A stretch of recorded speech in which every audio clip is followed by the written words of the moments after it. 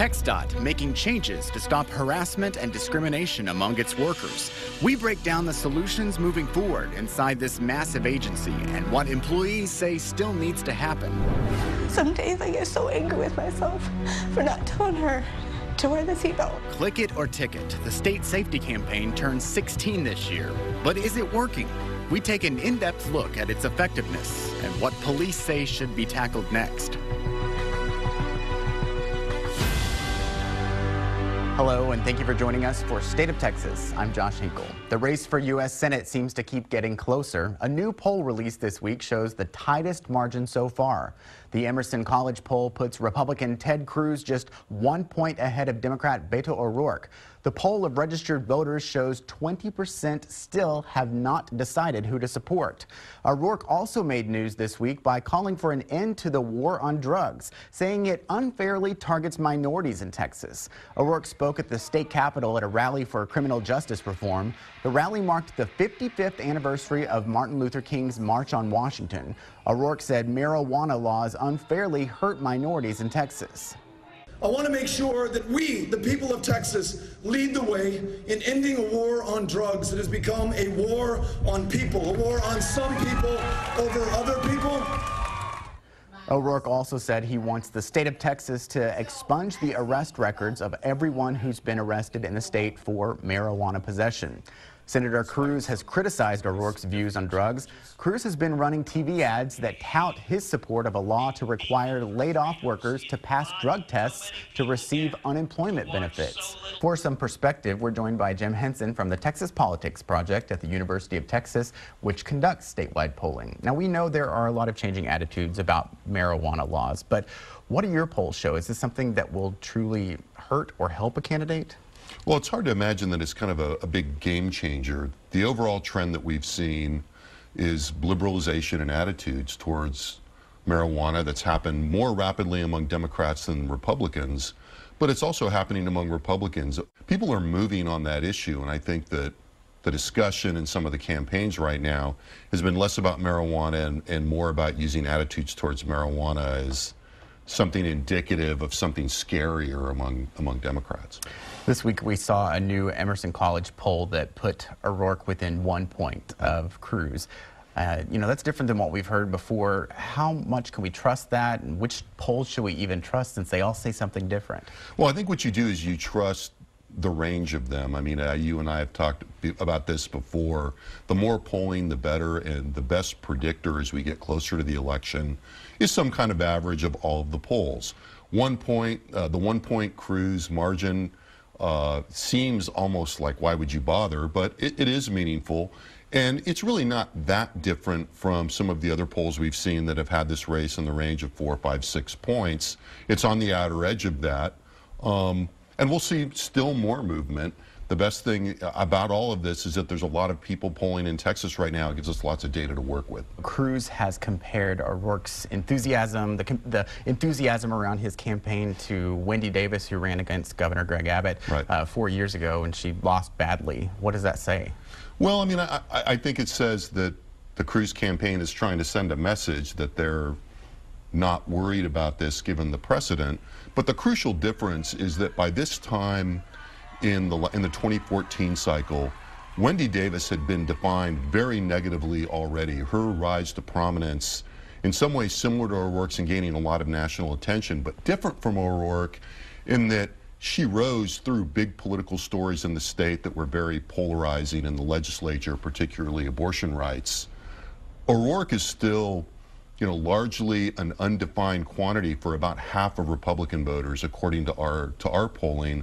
So that's very different, and it's helping O'Rourke in the polling, and it's also informing the Cruz campaign strategy, as we've seen in the last week or two, and we're going to see much more in the coming weeks, particularly after Labor Day, as the Cruz campaign is trying to get the attention of Republican voters, define O'Rourke negatively, and remind them that Beto O'Rourke is, so anathema to what they're interested in that they have to remember to vote. The Republican strategy is we can rely on our structural advantage in the electorate in Texas, but Republicans have to turn out for that to work and for them to have kind of a hedge against a possible increase in Democratic turnout. Heading into the home stretch. the beginning of the home stretch. All right, Jim, thank you very much. You're welcome. Good to be here. Ted Cruz launches a new attack on Beto O'Rourke, claiming the congressman voted against aid for Hurricane Harvey victims. But is the ad true or just campaign hype? We'll put it to the PolitiFact Texas Truth-O-Meter test. And as soon as I saw that, I'm like, oh, wow, I had no idea that this was actually going on and this happened to other people. So it brought a lot of awareness. So I'm hopeful that people will come forward. Changes to stop harassment and discrimination inside the Texas Department of Transportation after we started investigating. But workers say the agency still has a long way to go. Investigator Brittany Glass joins us for this special report next on State of Texas.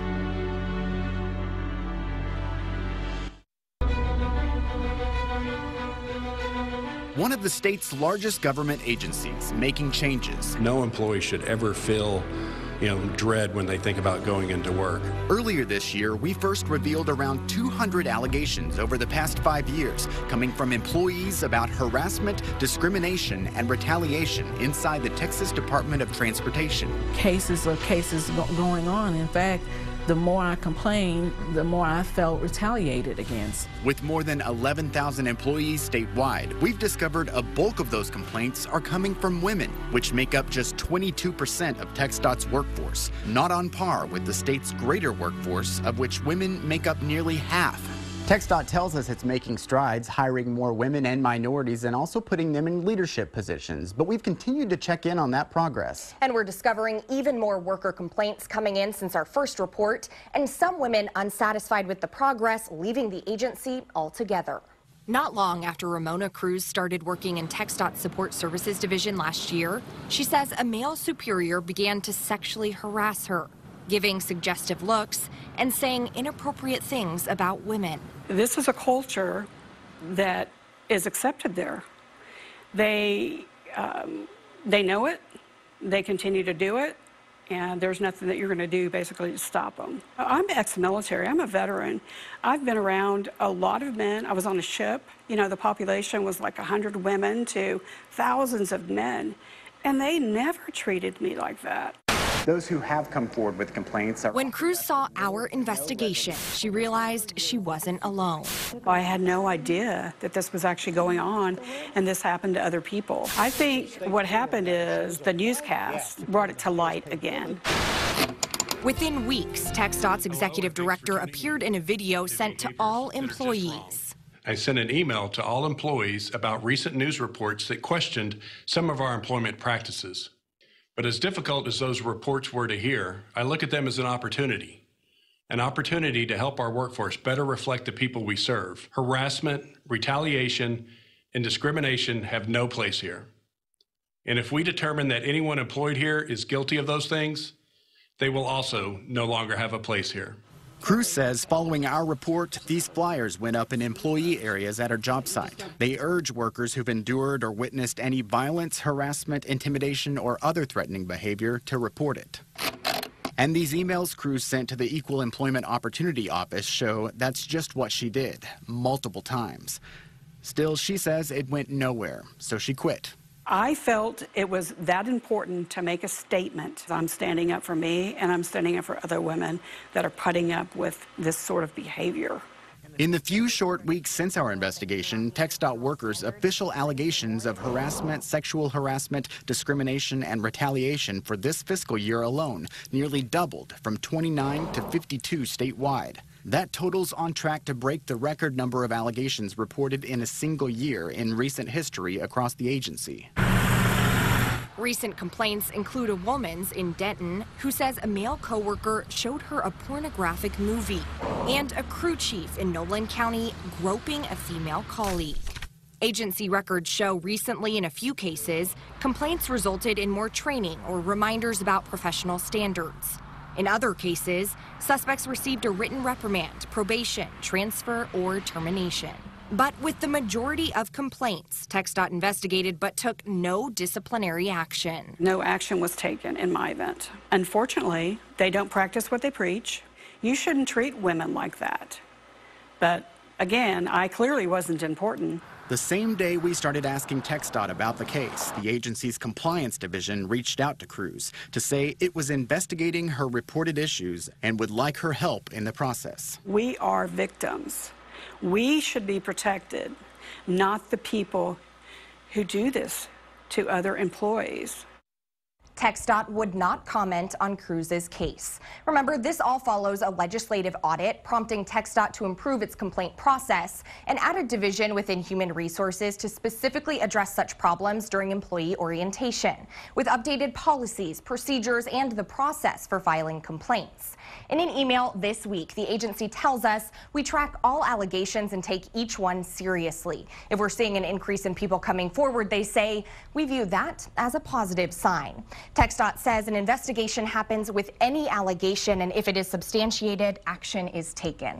Yes, but we know that last year, fewer than 40% of those allegations were actually substantiated. But Josh, this issue goes well beyond complaints and allegations. Many women tell us it starts with hiring. We already mentioned the fact that women make up just 22% of the agency's workforce. One of the questions we get is, aren't a lot of these positions just traditionally dominated by men? Well, yes, but Josh, that's not always the case. Just look at the greater civilian workforce, where women and men are pretty equal in many of those jobs you're talking about. All right, well, we have a whole breakdown of how TxDOT doesn't always stack up in those areas online, so check it out. We're also staying in touch with the members of the Texas House Transportation Committee who took interest in our investigation. This is the panel that's tasked with oversight of this agency, its practices, and decisions that could affect its budget in the upcoming legislative session.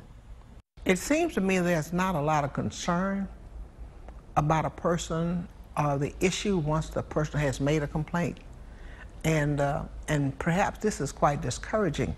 Are these allegations and complaints something that you will be addressing in future hearings? There need to be vast improvements in this area and benchmarks put in place, and not just put in place, but actually used in order to stamp out and to eliminate these kinds of problems. Should Executive Director Bass answer for this? I think so. He's head of it. Yes, absolutely. Absolutely. And if the Executive Director cannot be able to fulfill these obligations, then he should step down and let someone else take that position who will. We will continue to follow up ahead of the session. Remember, this is not just a story about men and women. It's also about racial minorities, and we will continue tracking the agency's progress with hiring and complaint issues in those areas as well. A new attack ad in the race for Senate is hitting the air in Texas. Congressman Beto O'Rourke, so irresponsible that he even voted against Hurricane Harvey tax relief. Ted Cruz accuses Beto O'Rourke of voting against aid for hurricane victims. But is the ad true or campaign hype? We'll put it to the PolitiFact Texas Truthometer test next on State of Texas.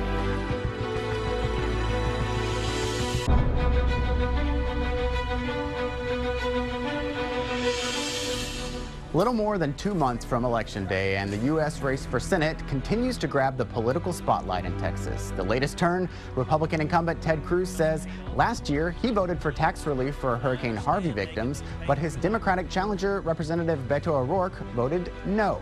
Here with the facts of the matter, Gardner Selby of the Austin American-Statesman, which since 2010 has been headquarters for the nonpartisan fact-checking PolitiFact Texas project. Welcome. Good to be here. So this claim was part of an online video ad that the Cruz campaign released. Let's take a look real quick. Everyone doing their part, like Ted Cruz, who brought home billions in disaster relief and passed bipartisan emergency tax relief for those hit by Hurricane Harvey.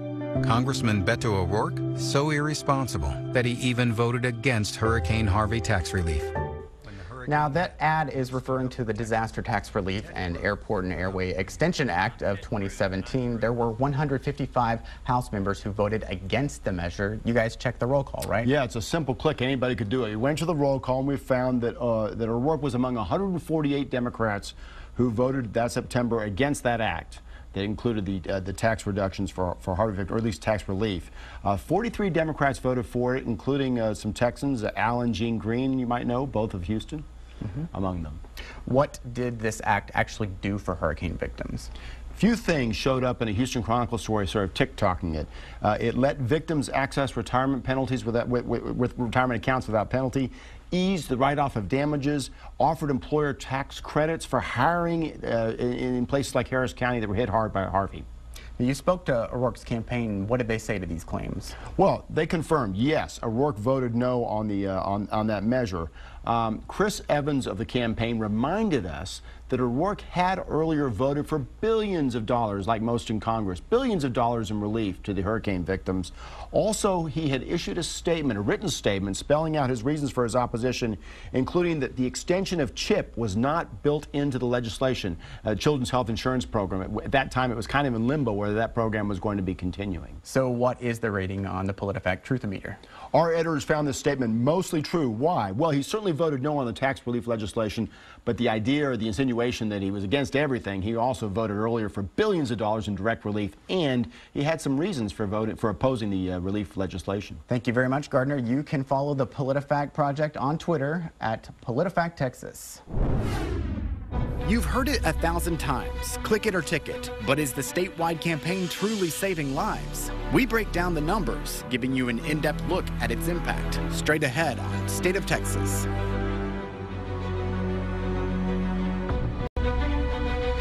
Earlier this year, our investigation took a closer look at the Texas Department of Transportation's No Refusal campaign, questioning the effectiveness of a program meant to get drunk drivers off Texas roads. The program is funded through a combination of federal, state, and local dollars, and years later, the answer to just how effective it really is not totally clear. But with Labor Day weekend upon us, we wanted to examine another well-known program aiming to keep you safe on the road. Click It or Ticket, a 16-year-old program in Texas. The numbers show is working. Today, more people are wearing their seatbelt than before the program started, from about 75% back then to almost 92% now. Investigator Kylie McGivern has the breakdown. Kylie. We all know wearing a seatbelt saves lives. But our latest analysis shows the amount of tragedies behind not wearing a belt in Texas is dropping. The numbers are down compared to the same time last year. As of this summer, we're up to 612 deaths and more than 1,200 serious injuries from crashes where people did not wear a seatbelt. Crashes like the one involving Caitlin Fowler, whose family now hears this alert in a whole new way. On I-35, one of the busiest and most dangerous highways in the state, a reminder to buckle up. But in Troy, where life moves a little slower, Caitlin Fowler's family has this. It's just always a reminder. A crash site no longer marked by caution tape, but memorials and remnants from the night that shattered a family.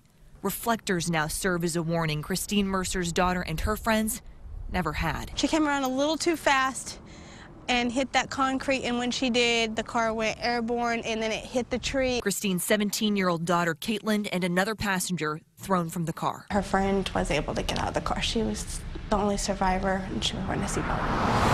Caitlin was less than a mile from home that October night in 2016. I told myself I wasn't gonna cry, but it's not easy at all. It's like all the memories just come back, and all the dreams are gone. All in like less than a second. Better known as Katie Bug. This is her smile that she always has. Caitlin would have graduated high school this year. Every night I take a shower, I just cry. So the kids don't see me, but she was my only daughter. Some days I get so angry with myself for not telling her to wear the seatbelt. Caitlin's life, an example of those recognized when hundreds of pairs of shoes were laid out to represent the lives lost in Texas over the past year. In the capital city, officers like Austin Police Sergeant Michelle Aparicio enforced TxDOT's 16-year-old Click It or Ticket campaign. I see the increase of saving lives versus what I saw before this inception of the program. Taking a closer look at the numbers since 2010, we found deaths related to not wearing seatbelts rose by about 7%, and the number of serious injuries went up 2%. But to see the real success, you have to consider those increases are much lower than the number of people on the road today. In that time, the state's population has increased 12%, outpacing the statistics for these types of crashes.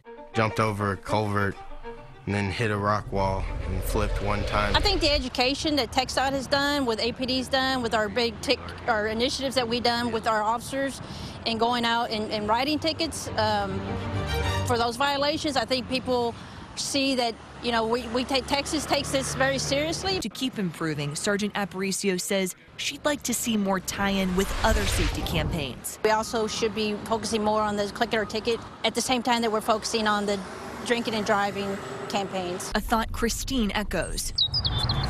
It stormed the other night, so it got real dirty. Which is why she wanted to bring us to her daughter's final resting place. This is it. And a lot of times people don't show that. They just show what happened or they tell what happened, but they don't see where we have to go. Like, this is it. Now she's telling anyone who will listen, wear your seatbelt. We've paid the ultimate price, and we don't want to pay that ultimate price again. And I don't want families to have to pay that ultimate price to understand that it does happen. TxDOT tells us it's always focused on improving roadway design and construction to be more forgiving for human driving error. But at the same time, it's up to drivers to follow the laws and make the roadways more safe for everyone. When you're out this weekend, no, not wearing your seatbelt could cost you up to $200. But as we just saw, the real cost could be even greater. Back to you. Thank you, Kylie. That is our show. Thank you again for joining us for State of Texas. I'm Josh Hinkle. We'll be back next week to bring you an in-depth look at Texas politics.